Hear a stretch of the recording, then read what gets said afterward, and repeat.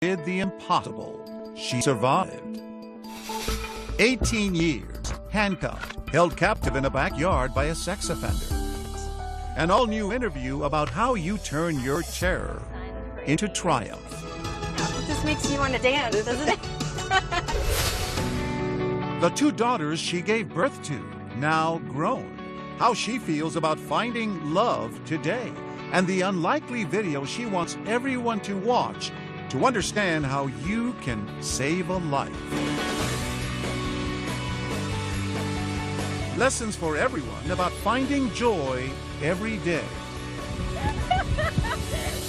Jaycee Dugard, Freedom, My Book of Firsts. Welcome to a special 2-hour edition of 2020 on ID. I'm John Quinones. It's a story of survival that stunned the nation. Jaycee Lee Dugard was just 11 years old when she was kidnapped by a sex offender and held prisoner for 18 years. In 2011, 2 years after she was finally rescued, Jaycee sat down with Diane Sawyer. She had written a book, A Stolen Life, that recounted in stark detail what she had endured during her captivity. Then, 5 years later, the two met again. Jaycee had a new message, told in Freedom, My Book of Firsts. It was a call to action and a lesson in meeting each new day with hope. On any given day in America, you could be walking by someone whose story could change your life. See your next move. A young woman who seems to be in an ordinary, happy day. You pass by, no idea what she's endured. No idea that she was once a little girl taken captive by a sex offender, held prisoner for 18 years, surviving his rages, his abuse, giving birth to 2 children in a hidden backyard. This was Jaycee Lee Dugard when her childhood was stolen. This was Jaycee Lee Dugard 5 years ago when she talked to me after her rescue. My world changed in an instant. And this is Jaycee Lee Dugard today. Re-emerging out of her privacy with lessons she's learned in the past 5 years. Thank you. About transforming suffering into joy every single day. Oh, this is my favorite. An unexpected masterclass in resilience and renewal from someone who had to learn life's toughest lessons at age 11. Look at her. It's as if time stopped. Do you feel 35? 36. I'm 36. closer to 40. Oh. Say I look a little bit older, please. Sorry. I feel old. I feel like I've lived a lot of lifetimes, you know, and I don't really, I don't know, I don't really put an age to myself. When you look in the mirror, do you? Yes. You do? No, I mean, like when you look in the mirror, do you? Yes. Even her face, in some ways, a constant reminder of the time stolen from her. All those years as a captive in a predator's backyard, a prisoner inside a shed. Your skin. No sun for 18 years. But you said your eyes are still very sensitive to light. Yeah, very, very sensitive to sunlight. A scar, invisible to the world. Scars she says she accepts in the life she now lives with her mother and her daughters, the one she gave birth to in captivity. I don't think there's anything inside me that isn't in anybody else. It's taken a lot of time, and it hasn't come overnight. You know, you have to put in the hard work and cry and for sure laugh about everything that you can. She says sometimes you can only find the light by looking straight through the dark memories. What it was like being in the backyard, it's always there in the back of my mind. Never really goes away. The backyard, that's always how you call it? The fences. The prison backyard. There is no way to tell you about the triumph of Jaycee Dugard today without taking you back. Hello? To those last moments when she was still a safe and happy little girl. An 11-year-old who loved her mom, her little sister, a cat named Monkey, and school and books and stories, and by holding on to the memory of everything she loved, survived and would triumph after a battle in a monstrous backyard, where a convicted sex offender let out of prison early Philip Garrido and his wife Nancy, kidnapped her, handcuffed her, imprisoned her, forced her to give birth outside. And over again, dozens of times, law enforcement would miss the easy opportunities to find and save her. For 18 years, she'd be forbidden to say her own name. So this is how her book, A Stolen Life, begins. Let's get one thing straight. My name is Jaycee Lee Dugard. I was kidnapped by a stranger at age 11, and I want Philip Garrido to know that I no longer have to keep his secret. You would never know what she survived, Oh, my pine cone? unless you notice how her face changes when she speaks of the past. And the charm around her neck, it's a pine cone. Back then, it was the last thing I touched. You know, the last grip on me. Now it's a symbol of hope and new beginnings, and that there is life after something tragic. It is June 10th, 1991. Jaycee Dugard wakes up in this house in Lake Tahoe, California, where her family's moved because it's a safe place to live. She's in the 5th grade and remembers worrying about the field trip coming up because she's so shy. Remembers dressing in her favorite all-pink outfit. And she remembers the mom she absolutely adores had to leave early for her work as a typesetter at a print house and didn't do something she said she would do. She said that she'd give me a kiss goodbye. She didn't. I wasn't mad. I just, thought I'd catch her when I got home, tell her, you got to give me a kiss next time, She also remembers there was something she had wanted to ask her mom. I wanted to ask my mom if I could shave for the field trip. Shave your legs? Yeah. Big question Didn't want to be for her. embarrassed. Yeah. Didn't want to be embarrassed. So that was the big question on my mind. She walks up the hill from the house to catch the school bus, the way her mother taught her, looking out for traffic. Walked up the side of the hill. That was the safe way to go against traffic. And halfway up, I thought, oh, somebody's looking for directions. A gray car pulls up. A man rolls down the window. And his hand shoots out, and I just feel numb. My whole body is tingly. I don't know what it's from. I fall back in the bushes. She had been paralyzed by a stun gun. I lost control of my bladder. I wasn't even embarrassed. No time to be embarrassed. On the ground, she feels something with sharp edges. That pine cone.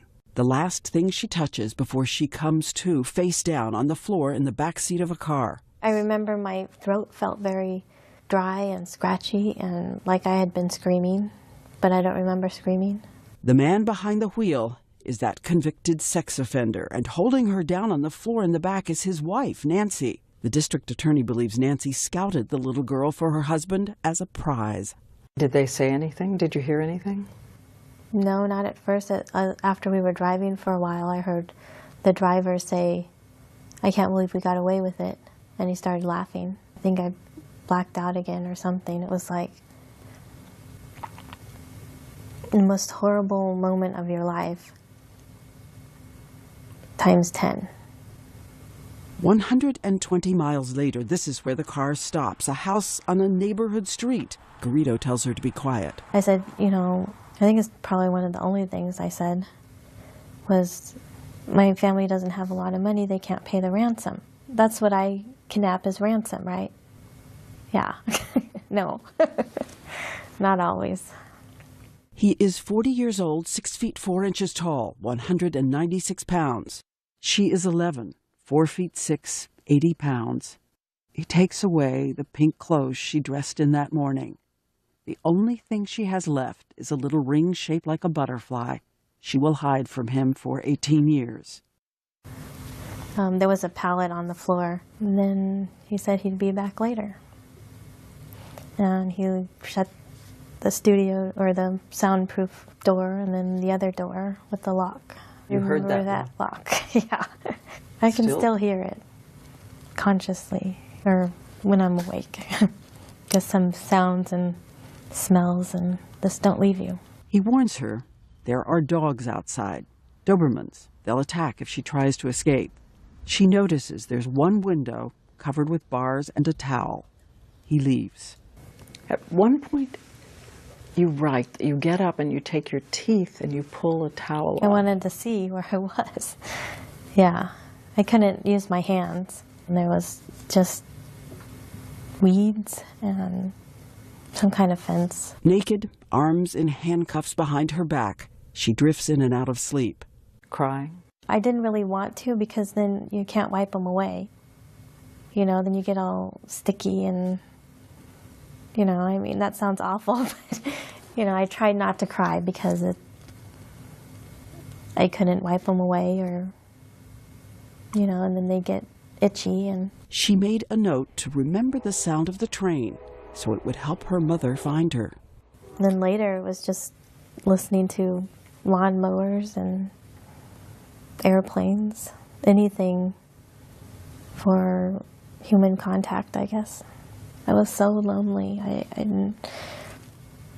I felt so alone. And 120 miles away in those first hours, a mother who loves her daughter and will never give up is already on television making a plea. It's pretty, young, innocent child.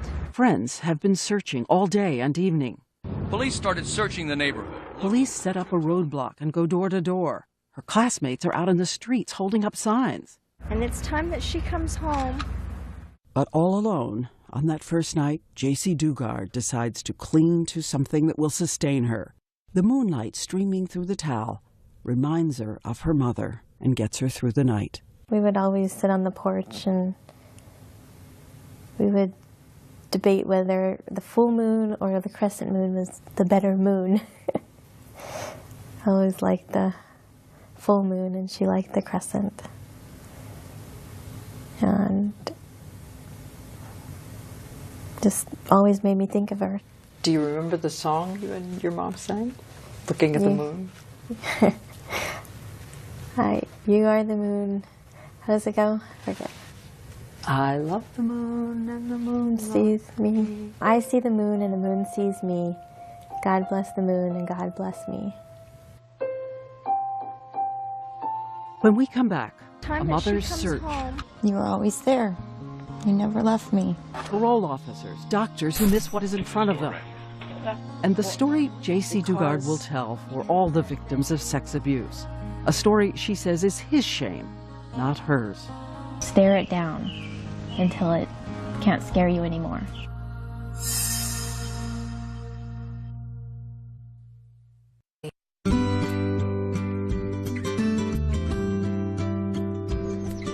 We meet up with Jaycee Dugard at a ranch near her house. For the past 5 years, she's been coming here.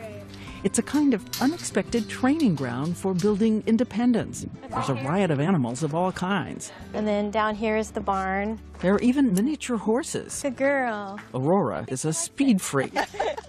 After all the obedience and forced submission for 18 years, she has had to learn the basics of becoming herself, how you make choices, and the ordinary interactions of buying something in a store. You want to see Darwin? No, thank you. Thank you. You too. And what about going out in crowds? That's easier. I prefer not crowds. Still. Yeah. She says the hardest thing to conquer is the terror embedded inside you, for instance, of strangers and what strangers can do. Okay. This is Philip Garrido. In a video obtained by ABC News, he is singing one of the songs he wrote. He told everyone he was a musical genius on the verge of a big break. He also claims to be a religious visionary, calling himself the Witness, rambling on about the Bible, saying he was chosen to hear the voices of demon angels in the walls, in the ground, and that he'll save the world. His first arrest was 1972 for raping a 14-year-old girl who was too afraid to testify, so the case collapsed. 5 years later, he took a woman into a rented storage container and raped her for 8 hours. He would be sentenced to 50 years in prison, but for some reason, the parole board decided to release him after just a quarter of that sentence was served. First week, in June 1991, the 11-year-old girl, handcuffed, arms behind her back, is aching, skin rubbed raw. Philip Garrido is her only human contact, and for those first few days he just comes, sits, tells her funny stories, brings her soda and fast food. A classic approach for a pedophile. Then one day, he brings her a treat, a milkshake. She is still in handcuffs. My first taste of pure evil. You knew it was pure evil? Yeah. It is the first day he rapes her. I mean, maybe I didn't register that and go, oh my God, you're evil. But your body and there's something inside of you that knows this is not right. The pain, the abject fear. Afterwards, she remembers seeing a trail of ants make their way towards that untouched milkshake. At one point, he gives her a TV, tuned in to QVC. I would fall asleep to the sound of jewelry being sold, but at least it was talking. Her only company is a spider on the wall. She names Bianca. There was not a day that I didn't cry. I felt like there would never, ever be a day that I wouldn't cry again. Garrido threatened to sell her to other people, so she would promise to do more for him. And then, a month and a half after the first rape, he moved her to a new shed and put the stun gun out on the table where she could see it. He told her demon angels, voices in his head, had revealed that she was supposed to help him with his sexual problems. And that you were saving other little girls. Yeah. Yeah, how stupid is that? He cuts out pornography, dresses her up in makeup, mascara, tight dresses. Snatching a little girl and then making her dress up, you know, it's all about control for him, for these other freaks that do this. She has written how he smoked methamphetamine and began the 24-hour marathons of sexual abuse. I remember one night when he dressed me up. She remembers looking in the mirror. All I saw was a frightened girl who I didn't even recognize, with mascara running down her cheeks and the saddest face I had ever glimpsed staring back at me. She's afraid what he'll do if he sees her tears. I did not want to provoke the sleeping dragon. Are there things from the backyard that you still can't confront, that you have not written, that you have not even allowed yourself to say? No, I've let it all out, because you can't keep that kind of stuff inside. It is not her shame. Those things happen to her. They're not who she is. This is Jaycee Dugard's therapist, Dr. Rebecca Bailey, who says you have to stare fear in the face until it cannot hurt you anymore. She wrote again about the sexual abuse. Did you ever feel like saying to her, don't write it anymore, don't talk about it anymore, let that go? No, because I think one of the most important things of working with survivors of abduction is allowing them to have choices in every single thing they do. So I never thought she wrote too much about it or too little. I think she wrote just what she needed to do for her. What's the most haunting memory? That lock, hearing the lock. I know I said that earlier, but for some reason that. And the bed, it was a squeaky bed. Squeaky pull-out bed. I guess the noise, the sounds. It's weird what sticks in your head, but sounds. How did you stay sane? I don't know. I was still alive. There was still hope. Still hope. I'm trying to imagine how you are coping. I'm trying to imagine. I don't know. I can imagine being beaten to death, you know, and you can imagine being kidnapped and raped, you know, so it's just, you just do what you have to do to survive. She says she is telling her story so that the thousands of other survivors of sexual abuse know that survival is your strength, not your shame. It's that T.S. Eliot quote you have in your book. Yeah, I had about hope. Thinking I have to hope in something. Hope was in the wrong place. But sometimes you just have to hold on to any kind of hope to survive. When we come back, a mother moving heaven and earth to find her child, and 7 months into Jaycee's imprisonment, In some ways, she's just as evil as Philip. a new jailer, new fears. Very twisted minds.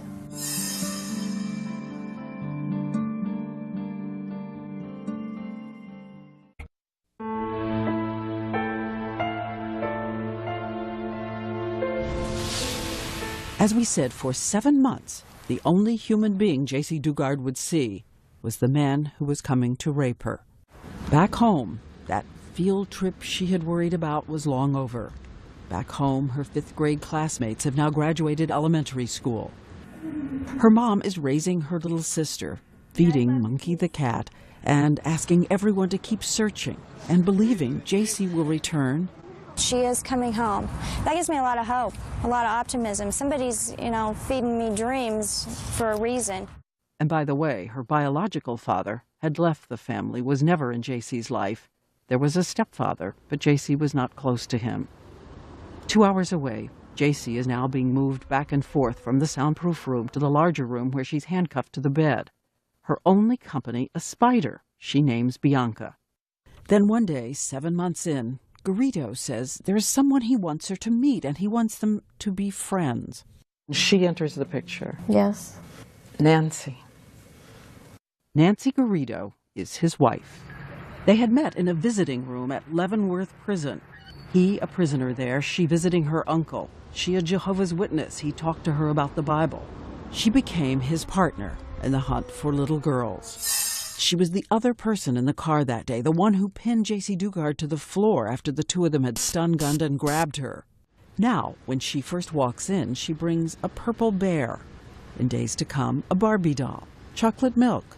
I was so lonely. I craved any kind of attention. I wanted her to like me.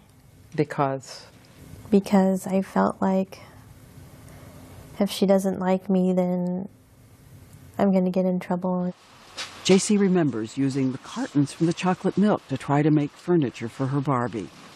Nancy starts bringing me meals. There's a TV over there, so I could watch TV as long as it was low.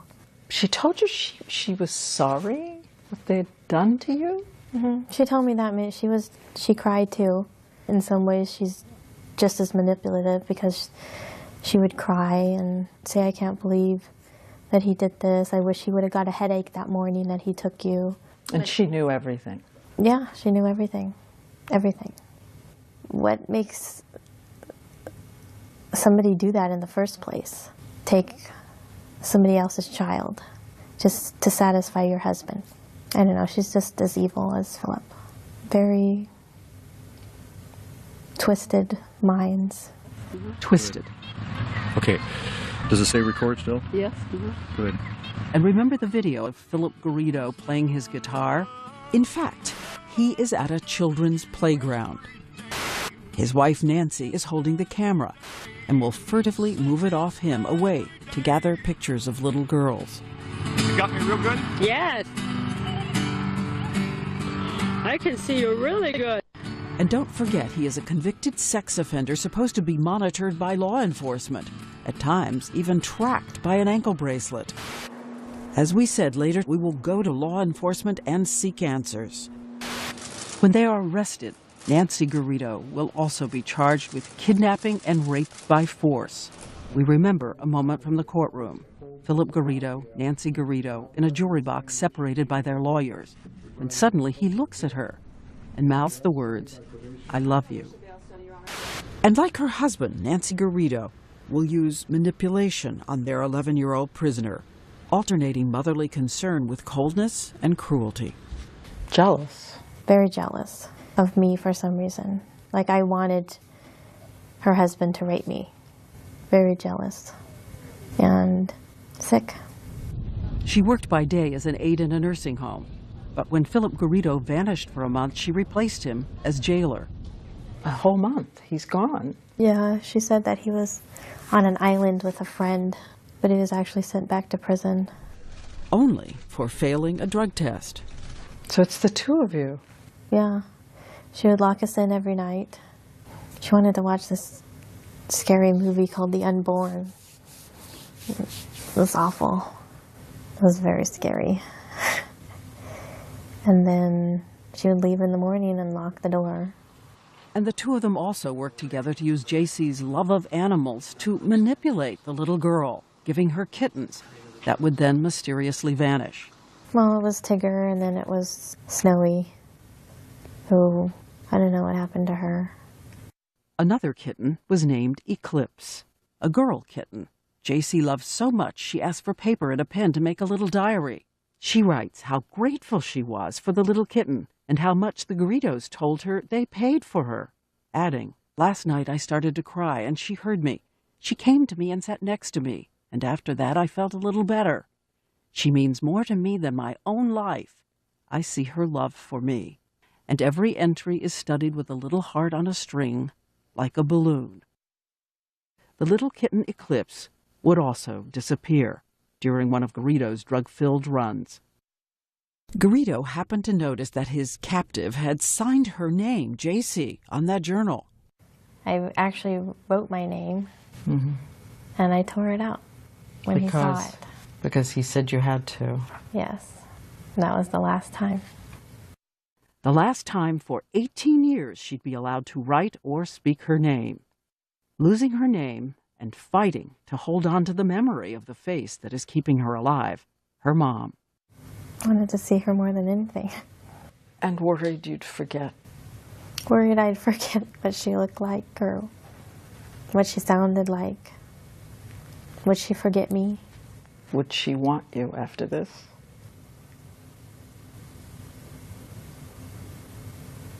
Yep. Being a mom now, you know, I know that she never forgot about me because I can never forget about my kids. But, you know, when you're a kid and you think you're easily forgettable. And her mother, Terry, is also fighting to hold on as 1 year passes, and then a second. She's alone except for her own family and friends, some of whom quit their jobs to help her. On TV, she shows Jaycee's room untouched since her disappearance.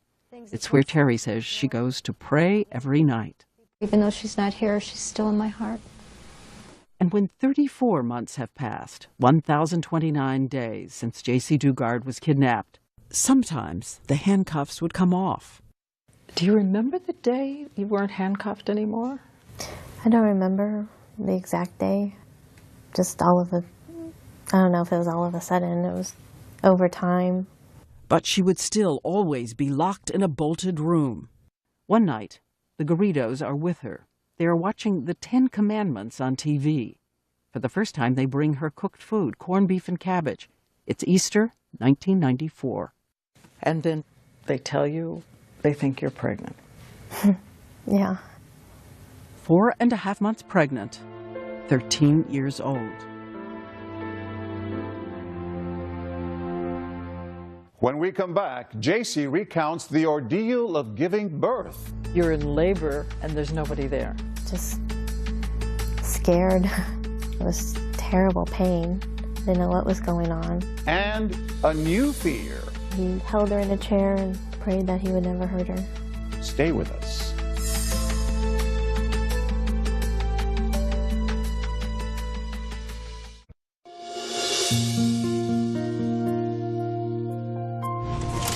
Do you trust me to drive? Kind of. Take a drive with Jaycee Dugard. Happy. And somehow, everything means more. Like a room without a roof. I like that part. Me too. A room without a roof is awesome. That happiness is the truth. And then, when we're on the road, we see something that seems right out of a children's story. Oh, so hot. Oh my gosh, there's a deer. And a deer? Oh, there's a baby deer. You'll have to imagine what we saw. A mother deer like a ballerina leaping across the road into the forest. Another baby deer. And right behind her, 2 little babies joyfully vaulting into the trees. That was me and my girls. Her 2 girls born in that backyard, now all grown up and thriving. 5 years ago, she told me about being a child herself and seeing her first baby. Did you have any idea what it meant to give birth? No, I had never seen it happen. She will have no medical care. She's bewildered by what her body is doing, and the doors to the outside are bolted. No sun, no sky. She learns the link between sex and pregnancy from TV. There was this show that he would talk about a lot, Growing Up Baby or something like that. So I'd watch that, and he was watching birthing videos and just learned. And he said that he would read up on it and he would do it? Yeah. August 18th, 1994, you're how old? 14. Having a baby in a backyard. Yep, I did. She is locked in, alone, watching Dr. Quinn Medicine Woman when she feels the first sharp pain. You're in labor and there's nobody there. I didn't know I was You're in locked labor, up? but yeah, I was still, locked at that time. Just scared. It was terrible pain. I didn't know what was going on. Hadn't seen anybody all day. She will be in labor all by herself for hours. Finally, the Garridos return. They give her codeine. The labor continues for another 12 hours, and with a complication, the baby is still inside her. Philip Garrido uses his hand to unwrap the umbilical cord from the baby's neck. He had seen that on one of the shows, that's what you do, because she wasn't coming out. So he did that, and she came out, and then I saw her. She was beautiful.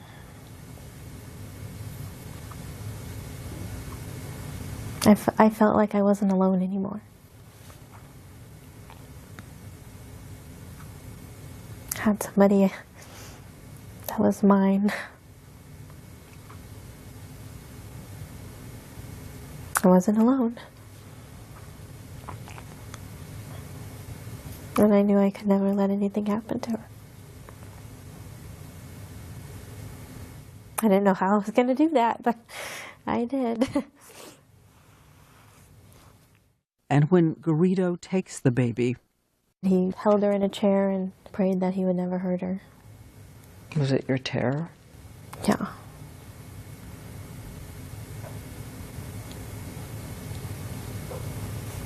Every day. no doctors to help, no experience, no nutrition. As a 14-year-old girl breastfeeds her baby and cares for her as best she can. And impossibly, 3 years later in that same backyard, she will once again give birth, survive, and so will her second little girl. I have a second person to love and to love me. She now has 2 children locked in a room with her. She will breastfeed a total of 6 years straight and watches TV to learn everything she can about being a good mother. Years into her ordeal, for the first time, she will be given a tiny measure of freedom. Garrido builds a fence walling off the entire backyard and places a little tent outside. And one day, she writes, she gets to walk outside for the first time in 6 years. I can feel it, she writes, the sun warm on my face. And experts who study survival say nearly all those who make it through long seasons in hell find some way to create meaning no matter the reality of their day. Amid the trash and squalor, you planted little flowers. Yeah, I like to garden. This was your garden? Yep. Even little flowers in the tent. And she hoards the children's books they gave her. She has an idea. For her girls, she'll create a little school. We had math, social studies, English, and history was the other one. And I would teach them the best I could. I only had a 5th grade education, so my math wasn't my strongest suit. In a secret act of defiance, she saves little scraps of paper and begins writing a journal she manages to hide from him. Sometimes it still sounds like a child. I would live in my own world, and I would have superpowers, like the power to heal people and animals. Sometimes she wonders if out in the world there could be a soulmate for her. The physical abuse was all I knew. But things that I saw on television were so different. And, I don't know. Look at this. I would search the world for the top teachers if I could get out of here, and psychologists and doctors. And I would organize, and we would open a free clinic for homeless people to come and interact with animals. Time on my hands to think about things I would do. Her daily life is dependency, isolation, drowning in his manipulation and control. And the constant insistence for her and the girls there is only danger outside the fence in the unknown. Jaycee Dugard writes Garrido often erupts with anger, inexplicable rants about her behavior, which she keeps trying to alter in order to subdue his moods.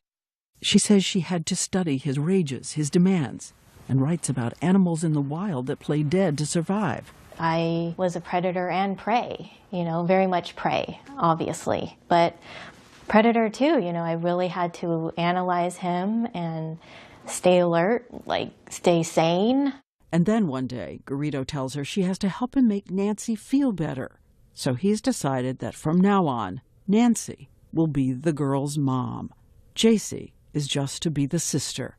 She has nothing of her own. She later writes in her journal, I want to be free to come and go as I please, free to say I have a family, free. Free to have my family. And next, the great mystery. Why didn't she try to escape? Did you think about taking those two girls and running?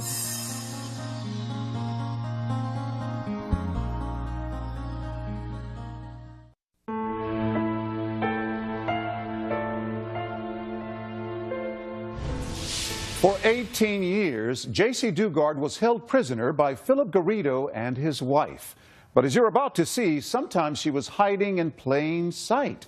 And after her release, questions would linger. Why had authorities not found Jaycee? And why was she unable to help herself?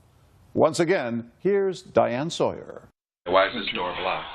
You're looking at a home movie the Garridos made of a parole officer going through their house. One of the 60 regular visits parole officers will make to check up on a sex offender. The voice you hear is Nancy Garrido taunting the officer.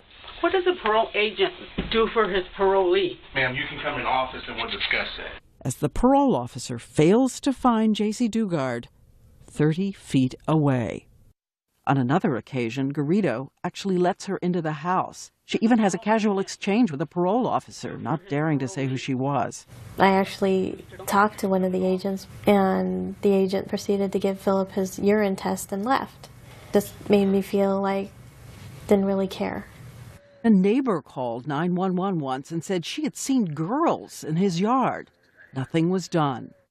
And so more and more years go by, summers, fall, winter. Jaycee Dugard's little friends from the 5th grade are now entering college. She has been told to take a new name. Who were you? I was Alyssa. I liked the actor Alyssa Milano and Who's the Boss. And I couldn't be Jaycee, so I picked another name.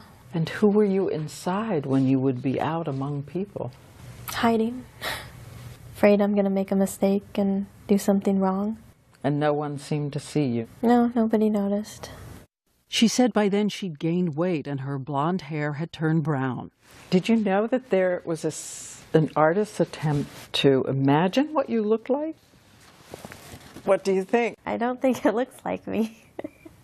When she became 17, both babies now born, Garrido's sexual interest was over, but not his hold on her.